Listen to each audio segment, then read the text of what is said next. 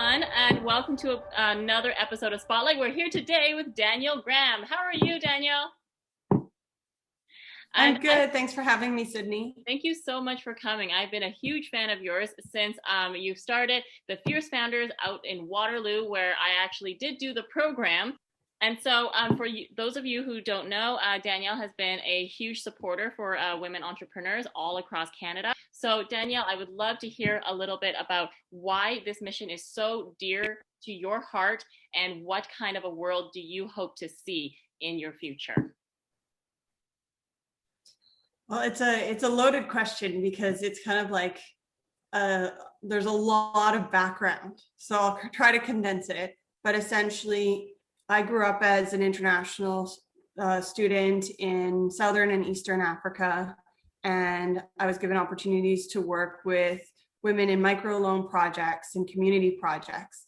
And so I really started to believe in the power of entrepreneurship and the potential for women as a group to come together, and the specificity of it in supporting and building potential and training. And so to create the first female-focused tech accelerator in Canada, I really knew that I needed something like this, and I built it for myself, just purely from my own perspective. And as it grew, I realized that there were a lot more women who related to the needs that I had as an entrepreneur and the needs that other women as entrepreneurs in Canada have. And so there was a combination of factors there that just led to this becoming what has been a sustainable and relevant program even today. That is awesome. And for those of you who don't know, this is a very unique program that is much more accelerated than other ones generally are. So because this is a kind of program that didn't really exist before, how did you come up with this kind of a vision, and how and what kind of things inspired you to come up with something that is so unique? I had just gone through the process of building my own tech company as a clean tech company focused on water purification. And so I'd spent 8 months in the Laurier Launchpad program, pitching every 2 weeks, validating the business, finding new business models, fundraising, and getting connected to the tech ecosystem. And so I felt frustrated that it was taking so long. You get one intro, 2 weeks later, a month later, connect with this person, then they introduce you to someone else. I'm like, where's the content? Where's the acceleration? Where are the people I need to be talking to? Time is a limited resource for entrepreneurs. And so I just wanted things to be really organized, because even as entrepreneurs, we're still extremely professional. And so I just had that kind of vision in mind when I created the intensive 6-week program, 2 3-day sessions. You need time to absorb and think through all of the things that you've learned, apply them, reach out to customers, validate your assumptions, make sure that the things that you're building are relevant to the people you're building them for. And so that was a lot of the conceptual basis for the program. And then fundamentally, just pure access, right? And pure networking, and creating value preemptive of a boot camp or a pitch competition that is showcasing founders. But pitch competitions can be so nerve-wracking. I remember not feeling ready every time I applied for a pitch competition. Yeah. And so just even like a bit of prep ahead of time can really bolster your confidence and your the opportunity to pitch something effectively.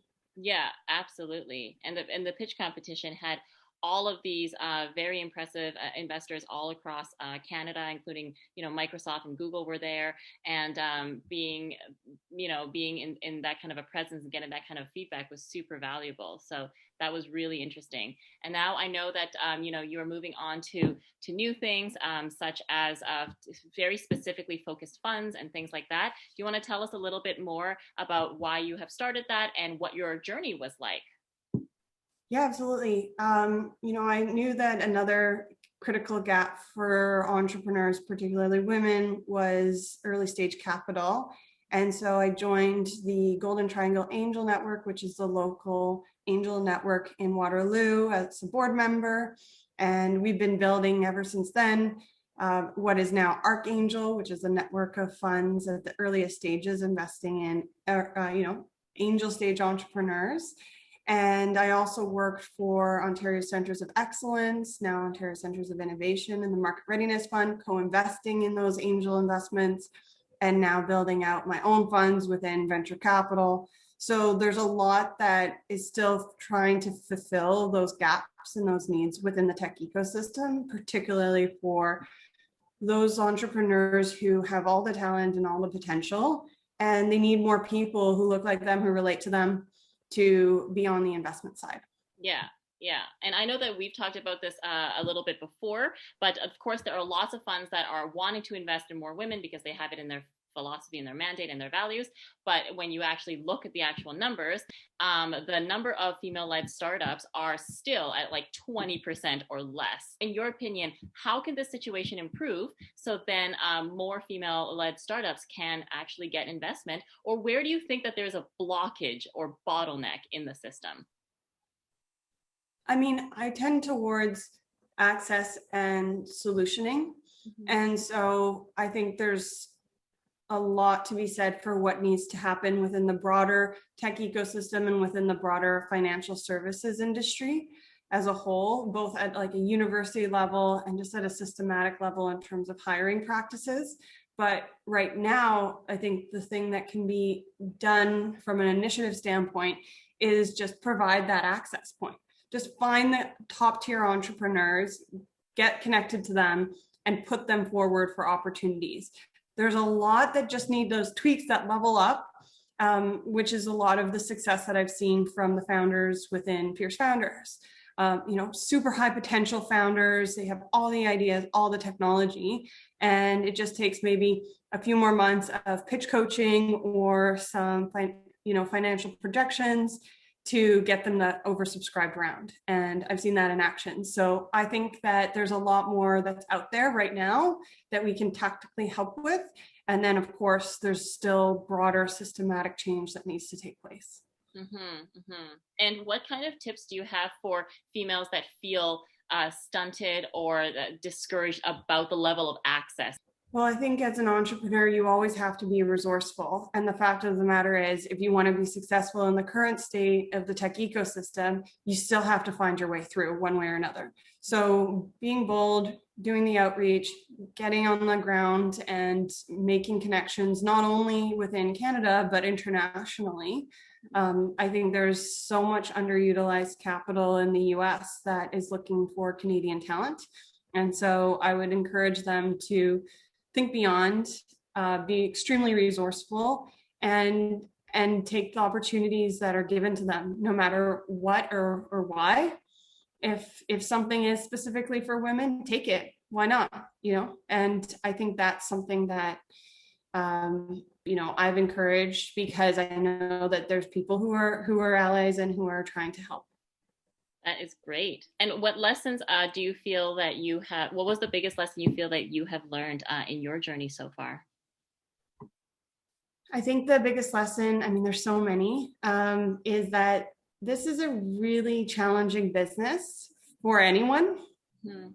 And you have to be really dedicated to it in the long run for it to be relevant in the short run. That is great. That's a really good one. And are there any resources that you have felt, or mentors that you have felt that you've really connected to when you were first starting your career and your initiatives in this sector? Yeah, I was always surprised who was really open to speaking with me, because I felt like I was just starting, and I got a lot of recognition very quickly, which led me to stick with it and encouraged me. And so I found that a lot of the top leaders were the most open and relevant to my ideas. Mm-hmm. And the people who were kind of, I guess, themselves stuck in the middle were also the most discouraging at times. Yeah. And so I just found that I could ignore the irrelevant negative perspectives and build my own leadership with truly great leaders who would give me the time and the effort and the support that I needed. That is great and very, very inspiring to keep on, reaching higher and higher. To get to know you a little bit more, we would love to play a little game with you. So we're going to play a game called Truth and a Lie. So I asked you to get out 2 pieces of paper. Yes, and I think you have that. Awesome. So we're going to write one thing that is true and one thing that is a lie about ourselves. So it could be personal and just for us to get to know you a bit better, and we're going to guess each other's. So I'll give you a minute to go and do that. Okay. I'm ready. Great. So I will show you mine first so you can guess first. So First one says this: I cut my hair every month. The second one is this: a bear ran across my campsite at surf camp in BC. So which one do you think is true and which one do you think is a lie? I think the bear one is true. Yes, you got it right. Good job. How did you guess? It just seemed so specific. Yeah, I should have wrote more specific things in the lie. Yeah. You're right. Okay, so let's guess yours. I have been to Sydney. I thought that would be appropriate. And I have bungee jumped in South Africa. I think you told us you lived in South Africa. I think you've bungee jumped in South Africa. Yes. Yay! I've not been to Sydney yet. Not even, I've been to Sydney, Cape Breton. Does that count? I mean, maybe they were both true. I meant Sydney, Australia. Yeah, but not at least I've been to one Sydney. Yeah, there you go. I always get these like souvenirs that says like I heart Sydney when my friends go there, and now I have a collection of things. So when people come over and they don't know that, it just looks like I collected them for myself. Oh no, yeah, that's true. Well, that's still a good thing for you to collect. So it's all good. It's really funny. So thank you so much for playing this game and for doing the interview. And now we would like to open the floor so then you can tell us about an initiative or program or an investment or anything that you're very excited about. Oh, wonderful. Well, I would say, with closing our fund with Archangel, we're really excited to share more about the fund, more about the opportunity. There's a lot of founders that are coming forward within the, Kitchener-Waterloo, Toronto tech ecosystem. We look at a lot of the companies that are actually pitching to the Angel Network. So it's always important to apply there, particularly Equation Angels, which is the largest angel network in Ontario. And so you'll see a lot of really skilled angel investors. They're exceptionally experienced. They want to bring value. They want to support founders. And those are the stages where founders could use the most support and those early advocates. So I'm getting involved as much as possible in all of that work because I know that so many founders can benefit from that funding. I know that you have already benefited many, many founders. So we're so excited to see this launch and be able to help even more. So can you tell us a little bit about just the overview of Archangels, like what kind of startups you're looking for, geographies, those kinds of things. So then we'll get an idea and be on the lookout for it. Absolutely. So there's 3 funds within Archangel. So it's essentially a common shared thesis of angel stage. But one of the funds, Adrenaline, is a co-investment fund, particularly looking at companies coming out of Equation Angels, where they've already seen that level of support and funding. And then, so we would match that capital. There's Axion, which is looking at university-based IP spinouts. And then Starforge is the third fund, and they have some exceptional general partners who have seen exits of their own, broad range, super open and willing to do lead investments. That is perfect. Thank you so much. So we are going to link below. And Danielle, what is the best way that people can reach out to you or get in contact with you? Yeah. I'm also a strategic growth advisor at Venture Lab. So I would encourage founders to join our programs. There's a new one right now, Tech Undivided. A new cohort is open up for women entrepreneurs. Lots of ongoing support at the earliest stages to get you in with clients.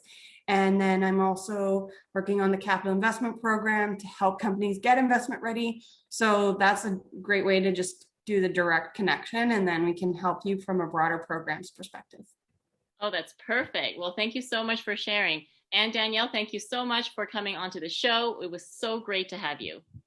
Thanks for having me, Sydney, and I will visit Sydney one day, and you. Great.